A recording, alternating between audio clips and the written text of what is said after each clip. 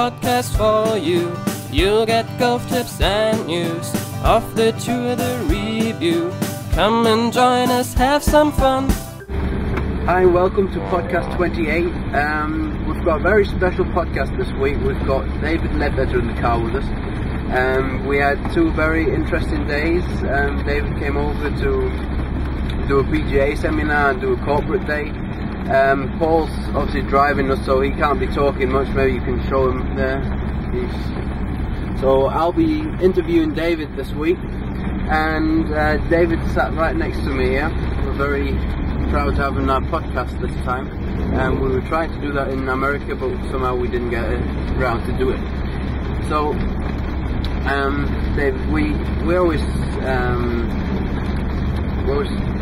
talking about how people should practice and what they should do on the range, and I'm very interested in hearing what you see as the most common mistakes amateurs do on the driving range.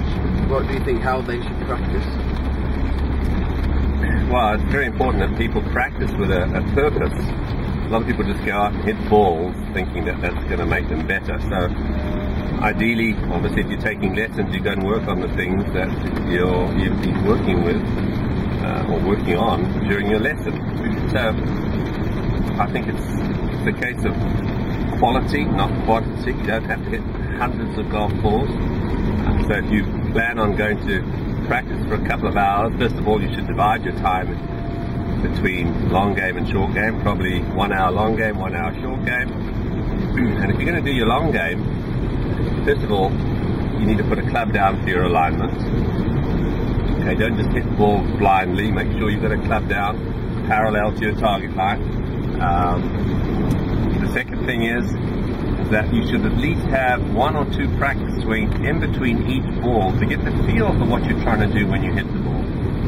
That's important. Just hitting ball after ball after ball. You find a lot of people, they've got 3 balls in the air at one time. Their goal is to hit as many balls as they can, thinking they're going to get better at it. So normally you get worse that way. You just get tired, you get angry, you get frustrated. So really focus on the quality of your practice. The other thing is that one needs to do, apart from working on certain things in your swing and say doing those practice swings before you hit the ball, because remember, ideally you make your practice swing so you feel what you're doing, so when you actually hit the ball, you're not overthinking. You want to have a feeling without too many thoughts. I know it's difficult to distinguish the difference between the two, but there is a difference. If you're feeling, say, finishing your backswing, you don't have to force your shoulder under your chin. Okay, that completes the backswing. And everything has to be done with rhythm and flow.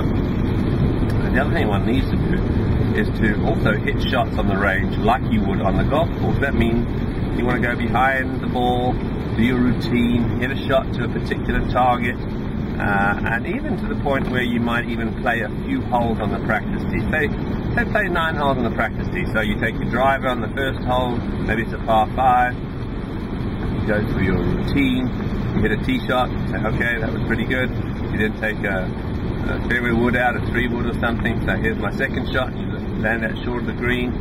Now you've got a little pitch shot, you take a wedge out and play it. So what you're doing is really practicing to play, and a lot of people neglect to do this, and when they get out on the golf course, they have no rhythm, and they're thinking too much. So practice like you play, and that'll make it much easier to move from that practice tee to the golf course. A lot of people find they leave all their good shots on the driving range. Well, that's no good. You've got to use them on the golf course. So practicing a routine is very important. It becomes more natural, and find an easy routine. Either get one from your teacher, or watch what the pros do on TV. Normally they get behind the ball, they look at their target, they walk up to the ball, put the club head behind the ball, line it up to their target, get comfortable, have a couple of waggles, and off they go. And that's something you want to practice that becomes very natural, very instinctive, and becomes routine. So there are a couple of thoughts on how people should practice. Thank you. Very, very interesting, because we were talking a lot about think box, play box, and that people should do that on the driving range as well. Because I never ever see people go behind the ball on the driving range. They just stand there, hit one ball after each other. So I think that's very interesting that you should say they should practice more like they play golf, because especially amateurs, I see them just hit one ball and they don't really pay attention to what the ball's doing, hit another one. So you think they should play on the driving range more like the game is played on the golf course? Well, partly, yes. As I say, I'm not saying that should be the whole practice session, because there are times where you have to work on your technique, and you've got to get a feel for what you're doing, and you practice it. Like if you're practicing your address position, or maybe the move back from the ball, you want to rehearse it a few times, and then get over and hit it. And try to keep your swing keys down to maybe maximum of 2. You don't want to think of about 17 things. It gets too complicated, you get too tight. And remember, it's very important to relax out there. And the problem with the driving range is that there's normally big, wide open spaces. When you get on the golf course, things tighten up. You've got out of bounds, you've got fairway bunkers, you've got water hazards, and so on, rough. So things get a little tighter, a little more tense. And so it's important to sort of visualize a target and to be very conscious of hitting a ball to a target, not just hitting it out there. And that's just exercise, in my opinion. You're not really proving anything. And as I think it's very important. I wrote a book called Practicing with a Purpose. Practice with a purpose. And so if you practice with a purpose, with something in mind, have a goal, right, I'm going to hit these 20 balls working on my address, I'm going to hit these next 10 balls working on my move back, and these next 10 balls on finishing my backswing, I'm going to hit these next 10 balls on working on my finish position, holding my finish. So something like that is planned, and will be a lot more beneficial to the golf. So, to sum everything up, every shot you play must have a purpose in order for practicing, or taking the time you practice and making it worthwhile. Well, there's an old saying, that practice doesn't make perfect, practice makes permanent.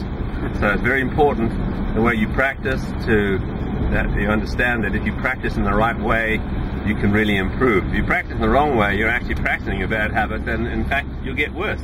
That's why a lot of people don't like to practice, because they actually get worse. So when they're on the golf course, they're not hitting as many shots. There's time in between each shot. They relax and they think about it a bit more. So, I would never hit more than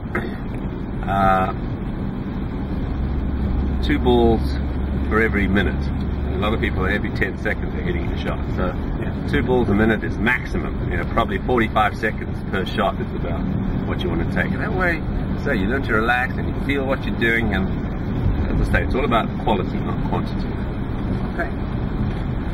So I think you probably could have taken something home from that. I'm looking forward to seeing you next week. Paul might want to say something too.